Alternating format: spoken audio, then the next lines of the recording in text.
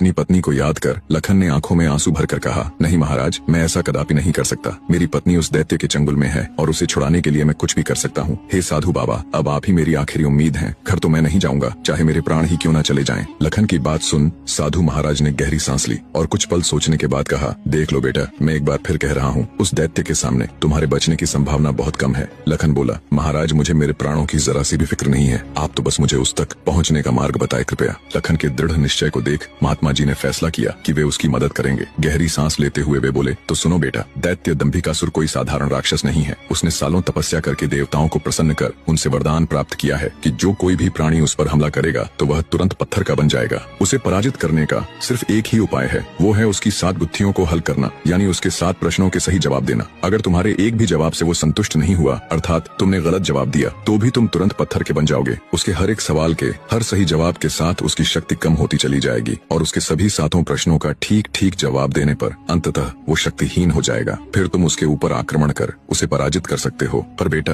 वो बिना शक्तियों के भी बहुत बलशाली है, तुम फिर भी उसका मुकाबला नहीं कर पाओगे। महात्मा जी की बात सुन और दैत्य दंभिकासुर को पराजित करने का पूरा उपाय जान। डर की लहर के साथ लखन का पूरा शरीर झंझना जाता है, पर फिर वो अपनी पत्नी को याद कर दैत्य दंभिकासुर के पास जाने का निर्णय लेता है। लखन ने महात्मा जी के चरण छूकर कहा, महाराज, मैं तैयार हूँ, कृपया मुझे उस दैत्य के पास जाने का मार्ग बताएं। महात्मा जी ने लखन को आशीर्वाद देते हुए दैत्य दंभिकासुर की गुफा का रास्ता बता दिया। दृढ़ निश्चय कर एक अदम्य जोश के साथ लखन दंभिकासुर की गुफा की ओर चल पड़ता है। कुछ देर तक कठिन यात्रा करने के बाद लखन उस भयानक गुफा के द्वार पर पहुंच जाता है। वह अपनी तलवार निकालकर गर्जना करता है, दंभिकासुर बाहर आ और मेरा सामना कर। लखन की ललकार सुनकर दंभिकासुर गुफा से बाहर आता है और क्रोध में दहाड़ता है, कौन मूर्ख है जो मेरी शांति को भंग कर रहा है। भारी भरकम विशालकाय दानव को देख लखन के पूरे शरीर में सिरहन दौड़ गई। हिम्मत जुटाते हुए लखन बोला, हे दुष्ट राक्षस, मैं उस स्त्री का पति हूँ जिसे तू बलपूर्वक उठाकर लाया है। पूछ तेरे वो 7 सवाल, मैं जवाब देने के लिए तैयार हूँ। सवालों की बात सुन दंभिकासुर चौंक गया, फिर कुछ सोचकर बोला, ओ तो तू उस धूर्त साधु से मिलकर आया है, उसी ने तुझे मेरे रहस्य का पता बताया है। पर अब क्या फायदा, मैं तेरी फूल सी पत्नी को तो कच्चा ही निगल गया हूँ। क्या स्वादिष्ट मांस था उसका। दैत्य दंभिकासुर का इतना कहना था कि लखन अपना आपा खो बैठा और आगे बढ़कर पूरी ताकत के साथ तलवार से दैत्य पर वार किया। लेकिन जैसे ही उसकी तलवार दैत्य को छूती है, देवताओं के वरदान के कारण वो भी तुरंत पत्थर का बन जाता है।